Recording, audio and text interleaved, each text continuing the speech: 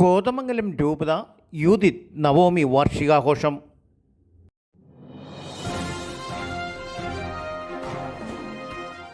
നമസ്കാരം.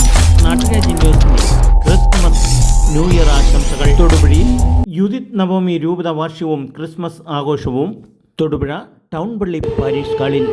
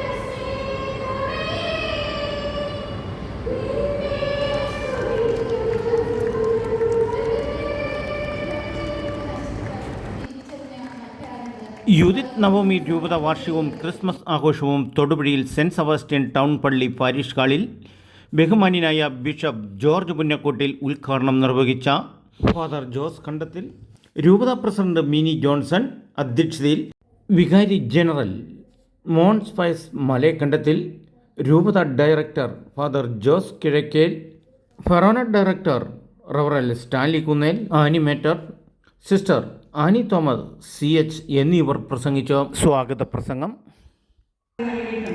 ഇനിയും സംഘടനയ്ക്ക് വേണ്ടി പ്രവർത്തിക്കാൻ കഴിയട്ടെ എന്ന് ആശംസിച്ചുകൊണ്ട് ബഹുമാനപ്പെട്ട പ്രസിഡന്റിനെ ഏറെ സ്നേഹത്തോടെ ലീഡർ എന്ന് പറഞ്ഞാൽ ജോസഫിനെ കണ്ടുപിടിക്കണം. എത്ര വലിയ കാര്യമാണ് അച്ഛൻ നിഷ്പ്രയാസം പ്രായോഗികമാക്കാനുള്ള ജാലവിദ്യ അച്ഛൻ്റെ കയ്യിലുണ്ട്. 7 സംഘടനയെ ഒരുമിപ്പിച്ച് പ്രവർത്തിക്കുന്ന അച്ഛന് ഏറെ സ്നേഹത്തോടെ ഈ തൊടുപുഴ നടക്കുന്നത് മൂലം നമുക്ക് സ്ഥലം കിട്ടാതെ വന്നു. ഒരു ദൈവവിളി കൂടിയാണെന്ന് ഓർമ്മപ്പെടലാണ് പ്രധാനപ്പെട്ടത്. ദൈവിക പദ്ധതിയോട് ചേർന്ന് നിൽക്കുമ്പോൾ ആ പദ്ധതിയുടെ നാനാർത്ഥങ്ങൾ ജീവിതത്തിലൂടെ എളിമയോടെ അംഗീകരിക്കാൻ സാധിക്കുന്ന ഏതൊരു വ്യക്തിക്കും ജീവിതത്തിൻ്റെ ഏത് നിമിഷത്തെയും സന്തോഷങ്ങളെയും ഒപ്പം ദുഃഖങ്ങളെയും അംഗീകാരങ്ങളെയും ചേർത്ത് തിരസ്കരണങ്ങളെയും ഒപ്പം ഒരുപാട് അംഗീകാരങ്ങളും ഇടയ്ക്കൊക്കെ അർഹിക്കുന്ന അംഗീകാരം നിഷേധിക്കപ്പെടുന്നതൊക്കെ ഒരേ മനോഭാവത്തിൽ കാണാനാകും. ഈ 3 പവൻ്റെ ഒരു ആഭരണം, ഒരു സ്വർണ്ണമാലുണ്ടായിരുന്നു, പോയി സൂക്ഷിക്കാത്തണ്ടായിരുന്നു, കണ്ടുപോയത്. നിന്നോട് ചെന്ന് നിൽക്കുകയാണ്. അപ്പോൾ ഈ സ്വർണ്ണമാല നഷ്ടപ്പെട്ട ആളുണ്ട്, സമ്മാനമില്ലാത്ത ഒത്തിരി ആളുകളുണ്ട് ലോകത്തിൽ. കുടുംബജീവിതം നയിച്ചുകൊണ്ടിരുന്നവരാണ്. എന്നാൽ അത് നഷ്ടപ്പെട്ടു. ഞാൻ സ്കൂളിൽ കുട്ടികളെ അതിനോട് പാഠം പഠിക്കാനുണ്ടായിരുന്നു. ഇങ്ങനെയാണ് യുവതി, അവിടെ ഒരു ബ്രാഹ്മണ യുവതി, അവളുടെ ഭർത്താവ് ഉപേക്ഷിച്ചു, കാരണം സംരക്ഷിക്കുന്നു, ഗർഭിണി ചെയ്തിരുന്നു. ഒരു ഗംഗാനദിയിൽ ചാടി നയിക്കാനായിട്ട് ഗംഗാനദിയിൽ കരനിൽക്കുമ്പോഴാണ് ബ്രാഹ്മണന് വയോവൃദ്ധനാണ്. അദ്ദേഹം പൂജാകർമ്മങ്ങൾ നടത്തിക്കൊണ്ട് ഗംഗാനദിയിലേക്ക് ഇരിക്കുകയാണ്. അയാൾ പറഞ്ഞു, ഓടി വന്ന് അവിടെ പിടിച്ചോളൂ, നീ ചാടണ്ട, എന്നെ പറ്റി ചോദിച്ചു. അപ്പോൾ എൻ്റെ ഭർത്താവ് എന്നെ ഉപേക്ഷിച്ച് പോയി, ഇനി ജീവിച്ചിട്ട് കാര്യമില്ല, ഞാൻ മരിക്കാൻ പോവുകയാണ്. അവളെ ഭർത്താവ് ഉപേക്ഷിച്ചുകൊണ്ട് ആ സമൂഹത്തിലെ ഒരു വിധവയായിട്ടാണ് ഗണിച്ചിരുന്നത്. പ്രാകൃതമായ ആചാരമാണ്, ചിന്തയാണെങ്കിൽ പ്രാവശ്യം 90 തവണ വിധവയുടെ കാര്യം പറയാറുണ്ട്, പറഞ്ഞിട്ടുണ്ട്.